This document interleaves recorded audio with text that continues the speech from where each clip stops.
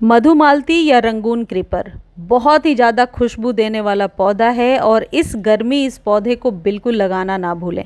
यदि पहले से ये पौधा आपने लगा रखा है और फ्लावरिंग नहीं हो रही है और पत्तियां कुछ पीली हो रही हैं, तो कौन सी खाद देनी है? क्या रेगुलर खाद देना है जो सभी गमलों को दे रहे हैं या सभी पौधों को दे रहे हैं, या मधुमालती के लिए कोई स्पेशल खाद है? ये वीडियो में आगे आपको पता चलेगा।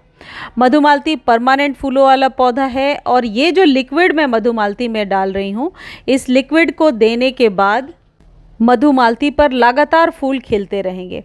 मधुमालती बरसातों तक लगातार फ्लावरिंग करता जाता है, अभी से यानी कि अप्रैल के एंड से और मई के शुरू से।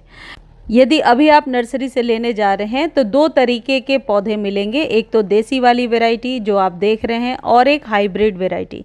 हाइब्रिड को आप 8 से 10 इंच के गमले में लगा सकते हैं और उसमें वो लगातार फ्लावरिंग करता जाएगा। लेकिन देसी वाला जो है, इसको हमेशा 15 से 20 इंच का कंटेनर चाहिए या फिर ज़मीन में लगाइए। मैंने ग्रो बैग में इसे लगा रखा है। अब बात करते हैं कि यदि नर्सरी से आप पौधा ले करके आते हैं तो लाने के 1 से 2 दिनों के बाद इवनिंग के टाइम में इसे रीपॉट कर लीजिए और जो सॉइल आप तैयार कर रहे हैं उसमें आप निश्चित तौर पर शुरुआती दौर में आप वर्मी कंपोस्ट डाल लीजिए, जिससे कि नाइट्रोजन की अच्छी मात्रा मिल जाए और इसमें नई नई पत्तियां आने लगें। लेकिन यहाँ एक बात ध्यान देने वाली है कि ऐसे पौधों को नाइट्रोजन ज़्यादा नहीं देना होता है। लेकिन जब आप पौधे को पहली बार प्लांट कर रहे हैं नर्सरी से लाने के बाद, उस वक्त 30% आप नाइट्रोजन की मात्रा यानी कि किसी भी तरीके के कंपोस्ट को, वर्मी कंपोस्ट को खासकर ज़रूर मिला लीजिए। देखिए, इसकी जो मिट्टी है ये सख्त नहीं होनी चाहिए। किसी भी फ्लावरिंग वाले प्लांट की मिट्टी यदि एकदम सख्त हो जाएगी तो फूल आप नहीं ले पाएंगे। अगली इम्पॉर्टेंट टिप ये है कि इसकी जो फ्लावरिंग है वो टिप पे होती है, यानी कि पत्तों के ऊपर। तो इसको प्रूनिंग कब करना है? एग्जैक्टली मोगरा की तरह ही हर बार जब फ्लावरिंग हो जाए तो उस स्टेम को पकड़ के कट कर देना है। पत्तियां पीली हो रही हैं जो हमेशा ओवर वाटर की वजह से ही होती हैं। यदि देसी वाली वैरायटी है आपके पास और इसमें बहुत ज़्यादा आप पानी दे देते हैं तो इस वजह से भी इसके फूल खिल ही नहीं पाते, कलियां बनने के बाद भी। मेरे पौधे में 1 दिन में ही कली बनी है। जो लिक्विड फर्टिलाइज़र मैंने डाला है वो कल डालने के बाद आज मैं देख रही हूँ कि इसमें कलियाँ बन गई हैं, तो मैं तुरंत आपके साथ वीडियो शेयर करने आ गई कि यही सेम फर्टिलाइज़र आप लोग भी इस्तेमाल कर लीजिए। ये जो पौधा है जब फ्लावरिंग के स्टेज पर आता है तो इसे आप हमेशा नाइट्रोजन छोड़ करके फॉस्फोरस और कैल्शियम युक्त खाद दीजिए। यदि ये पौधा ज़मीन में लगा हुआ है तो बहुत ही ऊंचाई तक चला जाता है। और देखिए, वही पौधा है, मैं 5 से 6 दिन पहले का रिज़ल्ट दिखा रही हूँ आपको, बिल्कुल भी कली नहीं बनी है। लेकिन उस लिक्विड फर्टिलाइज़र को देने के बाद रातों रात ही, सच में रातों रात ही कलियाँ बनी हैं। आप भी उस फर्टिलाइज़र को यूज़ करना, मैं आगे वीडियो में बता रही हूँ। सारी ज़रूरी बातें मैंने शेयर कर दी हैं, बस एक चीज़ रह गया है कि ये ध्यान रखिए कि धूप का पौधा है, बहुत तपती धूप में भी इसके पत्ते कभी भी जलेंगे नहीं और ये पौधा लगातार फूल खिलाता जाएगा। तो कोई आप ऐसा पौधा ढूंढ रहे हैं जो बहुत ही तपती गर्मी में भी फ्लावरिंग करता रहे तो रंगून क्रीपर यानी मधुमालती का पौधा आप अपने घर में ज़रूर लगा लीजिए। इस पौधे को 15 दिनों में एक बार ज़रूर फर्टिलाइज़ करना होता है और जब इसके फूल खिल जाएं तो उस स्टेम को कट करना होता है ऊपर से 2 इंच, जैसे हम मोगरे की कटाई यानी प्रूनिंग करते हैं। उससे क्या होगा कि पौधा घना हो जाएगा और गमले में एक अच्छा शेप ले लेगा।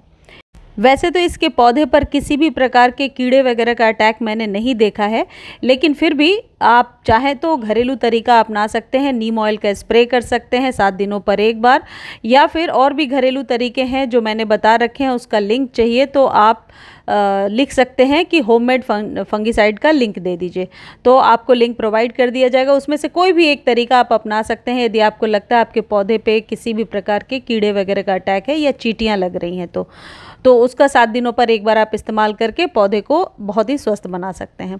अब बात करते हैं खाद की। देखिए, इसको सबसे पहले आप फॉस्फोरस युक्त खाद देंगे और पोटाश जरूर देंगे। पोटाश देने से फूलों की संख्या बढ़ जाएगी, फॉस्फोरस देंगे तो मल्टीपल स्टेम्स निकल करके आएंगी। आप बोन मिल का इस्तेमाल कर सकते हैं और कैल्शियम नाइट्रेट, ये दोनों ही चीज़ों का इस्तेमाल कर सकते हैं। बोन मिल यदि आप नहीं इस्तेमाल करना चाहते हैं तो इसका मैं घरेलू विकल्प भी बताऊंगी, लेकिन लेकिन बोन मिल जो होता है ये देने से आपके पौधे पर बहुत अच्छी मात्रा में कैल्शियम और फॉस्फोरस मिल जाता है, जिससे कि पौधे की ग्रोथ अच्छी होने लगती है। और पौधे जो गर्मी में आपको ये दिख रहे हैं बिल्कुल सूखते जा रहे हैं, जबकि मॉर्निंग में पानी दिया हुआ है। तो अच्छी खाद यदि आप दे देते हैं तो फूलों वाले पौधे में मल्चिंग भी हो जाती है। डायरेक्टली 2 चम्मच, यदि 12 से 15 इंच का कंटेनर है तो जितना ये दिख रहा है ये 2 चम्मच के करीब होगा, आप डायरेक्टली इसके गमले में डाल दीजिए, गुड़ाई करके छोड़ दीजिए और अगले दिन पानी दीजिए। यदि बोन मिल का इस्तेमाल आप नहीं करना चाहते हैं तो आप कैल्शियम नाइट्रेट की गोलियों को पानी में घोल करके दे सकते हैं, 10 से 12 गोलियां, और डीएपी का इस्तेमाल भी कर सकते हैं।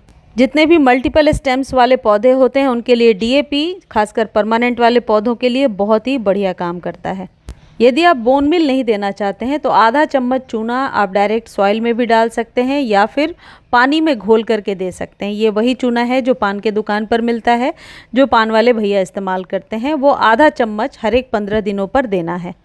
अब मैं आपको बता रही हूँ उस खाद के बारे में जिसको देने से रातों रात ही कलियाँ बनी हैं, और इस खाद को आप अपने सभी पौधों को दे सकते हैं। ये घर में आपको ह्यूमिक एसिड तैयार करना है, और किस तरीके से तैयार करना है ये यदि बताऊंगी तो बहुत ही लॉन्ग हो जाएगा वीडियो। इसका लिंक मांग करके देख लीजिए, और इस खाद का आप एक बार इस्तेमाल करके देखिए, निश्चित तौर पर आपको 24 घंटे के अंदर ही रिजल्ट समझ में आएगा। क्योंकि जितने भी पौधे हैं जिनमें कि फूल नहीं खिल रहे हैं उनमें ये घर का बना हुआ ह्यूमिक एसिड डालने से एक ही दिन में मेरे सारे पौधों में कलियां बनने लगी हैं। मुझे उम्मीद है ये वीडियो आपको बहुत ही अच्छी लगी होगी। धन्यवाद।